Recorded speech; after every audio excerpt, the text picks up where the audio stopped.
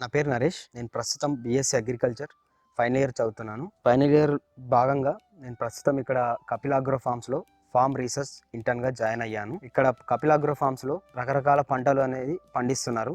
అందులో భాగంగా vegetables, flowers, fruits ఇవన్నీ కల్టివేషన్ చేస్తున్నారు. ఇక్కడ నేను వచ్చిన తర్వాత ఫార్మ్ రోబో వాళ్ళు డెమో ఇచ్చారు. ఆ డెమో నచ్చి మా మేనేజ్మెంట్ ఫార్మ్ రోబోని కొన్నారు. కొన్న తర్వాత ఈ ఫార్మ్ రోబోని నాకైతే 1-2 గంటల్లో వచ్చేసింది నేర్చుకోవడం. దీన్ని ఇప్పుడు స్ప్రేయింగ్ కానీ, రూటవేటర్ కానీ, ట్రాలీ కానీ వాడుతున్నాము. ఇంతకుముందు వ్యవసాయంలో ఒక ఎకరానికి వీడింగ్ తీయాలంటే 10 మంది కూలోళ్ళు కావాలి.